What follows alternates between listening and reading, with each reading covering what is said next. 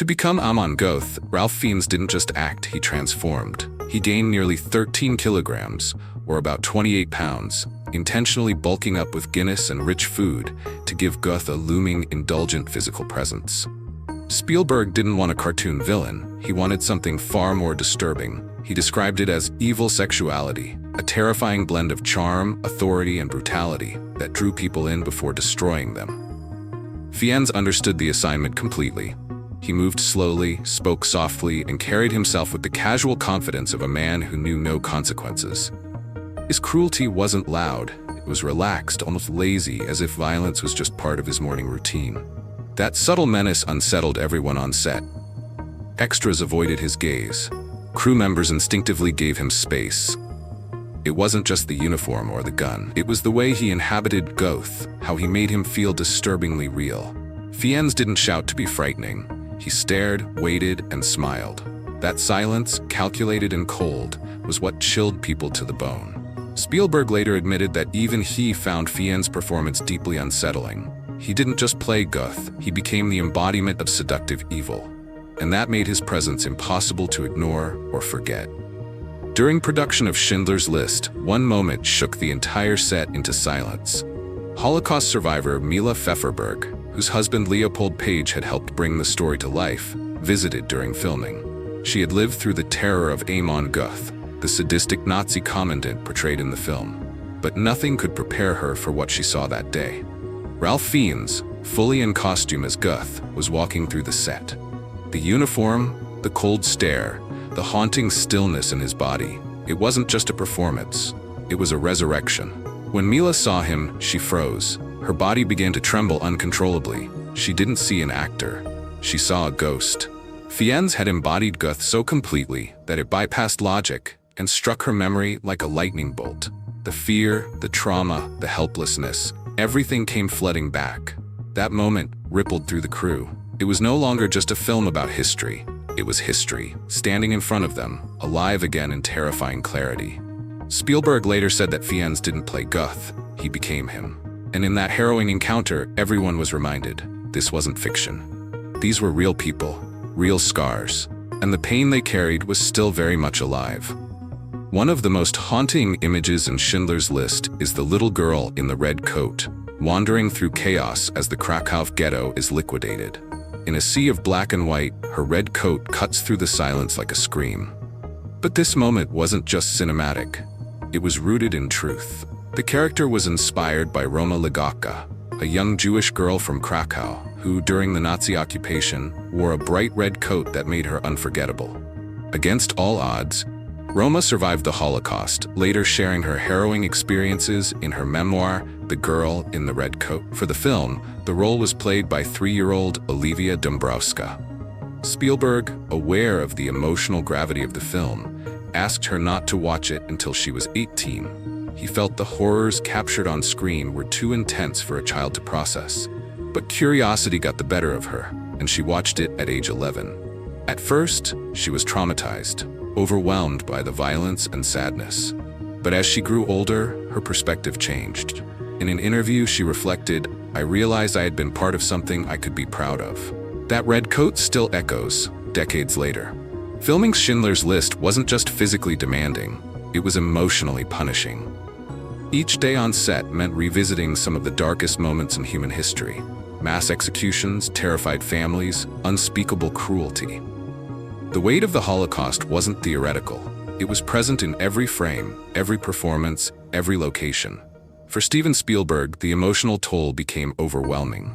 He was surrounded by actors portraying victims, survivors reliving trauma, and sets built to replicate real death camps. To stay afloat, Spielberg turned to someone who had always made him laugh, Robin Williams. The two were close friends, and Spielberg needed an outlet, a pressure valve. So Williams began sending him recorded comedy routines during production, raw, unfiltered, and full of life. Sometimes he'd even call Spielberg directly, performing voices, jokes, and characters right over the phone. No cameras, no audience, just a friend helping another breathe in the middle of darkness. It wasn't about distraction, it was about survival. Amid the unbearable weight of genocide and grief, Williams' laughter offered a momentary escape, a flash of light in an otherwise shadowed world. Spielberg would later say those calls helped him make it through, because even while filming humanity at its worst, he was reminded of its best. Steven Spielberg could have cashed the biggest check of his career. Instead, he walked away. For Schindler's List, he took no salary, no points, no back end, nothing. He called any personal profit blood money, and he meant it. If a film about the Holocaust was going to change lives, the money had to do more than reward its maker. So in 1994, he turned the film's proceeds into action, founding the USC Shoah Foundation. Its mission was urgent and clear: record the voices of Holocaust survivors before time could silence them. Cameras rolled in living rooms, kitchens, community centers, anywhere a story could still be told. Testimonies poured in by the tens of thousands in dozens of languages, building one of the world's largest visual archives of memory and warning. Those interviews now power classrooms, documentaries, research, and most importantly, empathy. Spielberg didn't just direct a film, he helped preserve a chorus of witnesses for generations who might otherwise learn history as a statistic. That's the difference between a payday and a legacy. One spends, the other speaks. And in a world where hate keeps trying to raise its voice, those recorded voices keep answering back. Calm, precise, unforgettable. A living archive against forgetting. In the early 90s, Universal Pictures had a dilemma. Steven Spielberg wanted to make Schindler's List, a grim, 3-hour Holocaust drama shot in black and white. The studio saw red flags everywhere. No commercial hook, no color, no guaranteed audience. From a business perspective, it was risky, too bleak, too long, too unmarketable. So they made a deal. Spielberg would first direct Jurassic Park, a guaranteed blockbuster with dinosaurs, spectacle, and mass appeal. The trade-off? Once he delivered the monster hit, he'd get the creative freedom to make the film that truly haunted him. Spielberg agreed. He shot Jurassic Park, unleashed it in June 1993, and watched it become the highest-grossing film in history at that time. Then, without missing a beat, he shifted from prehistoric thrills to historical trauma. Just 6 months later, Schindler's List was released. And to Universal's surprise, it too became a phenomenon, winning 7 Academy Awards and earning global acclaim. In a single year, Spielberg proved he could master both worlds: the exhilarating fantasy of life millions of years ago, and the unflinching truth of horror just decades past. One movie made people cheer, the other made them cry. Together, they showed why Spielberg is more than a director, he's a storyteller for the ages. When it came time to cast Oskar Schindler, Steven Spielberg made a choice that defied Hollywood logic. Studios expected a major A-lister. Names like Kevin Costner, Mel Gibson, even Warren Beatty were floated. All had the fame and box office pull. But Spielberg saw a problem. These stars brought too much of themselves. He feared audiences would see Costner as Schindler or Gibson playing a hero, rather than the flawed, complex man at the heart of the story. He needed someone audiences didn't already know, someone who could vanish into the role. Then he saw Liam Neeson on stage in Anna Christie, a Broadway revival co-starring Natasha Richardson. Neeson wasn't yet a household name, but his presence was undeniable, towering, quiet, charismatic. Spielberg saw in him what others didn't, a Schindler-like charm that felt natural, not performed. He admired how women responded to Neeson, how he could command a room with silence. Even their physical similarities, height, posture, helped sell the match. Neeson, sensing the weight of the role, dove deep. He studied rare recordings of Schindler's voice and mannerisms to absorb the man behind the myth. When the film premiered, it wasn't a star vehicle. It was a transformation, and it launched Neeson into global recognition. Before a single frame of Schindler's List was filmed, Steven Spielberg knew he had to walk where history happened. He didn't want to rely solely on books or archives. He needed to feel the ground, hear the voices, and absorb the atmosphere of Poland himself. He traveled there personally, meeting with Holocaust survivors who had lived through the horrors the film would depict.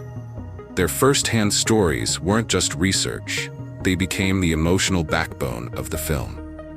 But Spielberg didn't stop at interviews. He visited key historical locations, including the Gestapo headquarters in Krakow, Oskar Schindler's actual apartment, and the infamous villa where Amon Guth had lived, where he once shot prisoners from his balcony. These haunting sights shaped Spielberg's vision. When filming began, the crew spent 92 days on location across Poland. They reconstructed the Płaszów concentration camp in a nearby abandoned rock quarry, replicating it with chilling detail. And while they weren't allowed to shoot inside Auschwitz, they received rare permission to film just outside the camp's gates. That decision, to film where the trauma actually happened, infused Schindler's List with a raw authenticity few historical films ever achieve. Every location was more than a set. It was sacred ground, and Spielberg treated it that way. When Steven Spielberg first envisioned Schindler's List, he wanted it spoken entirely in German and Polish, the native tongues of the people whose stories it told. His plan was to use subtitles throughout, preserving historical and linguistic authenticity. It was a bold idea, and one that could have added even more realism to an already raw story. But as development progressed, Spielberg had a change of heart. He realized that subtitles might become a barrier. During emotionally intense scenes, audiences would be forced to look down, reading instead of fully absorbing the visuals. He feared they'd miss the pain in a survivor's eyes, the silence after a gunshot, or the unspoken dread in a crowded street. "There's too much safety in reading," he later said. "It's an excuse to take your eyes off the screen." So Spielberg made a compromise. The majority of the film would be in English, ensuring viewers stayed visually engaged, but German and Polish would still appear naturally in the background, maintaining the cultural texture without dominating the dialogue. The result was a film that struck a careful balance, accessible to a global audience, yet still rooted in the time and place it portrayed. The emotion never blinked. When composer John Williams first watched a rough cut of Schindler's List, he was shaken to his core. The emotional weight of the film was so overwhelming that he had to step outside the screening room to collect himself. When he finally returned, he looked at Steven Spielberg and quietly said, "You deserve a better composer than I am." It wasn't humility, it was reverence. Williams felt the story demanded something beyond what he could offer. Spielberg's reply was classic, dry, and devastatingly honest. "I know, but they're all dead." He was referring to the legendary composers of cinema's golden age, masters like Max Steiner and Erich Wolfgang Korngold, who might have once been equal to such a task. But Spielberg believed Williams was the only one alive who could translate the film's soul into music. And he was right. Williams went on to create one of the most haunting and unforgettable scores in film history. Anchored by violinist Itzhak Perlman's mournful solos, the music became the emotional heartbeat of the movie, aching, restrained, and unforgettable. It didn't just complement the visuals, it elevated them. In a film filled with silence, sorrow, and memory, Williams gave the pain a voice, and that voice still lingers.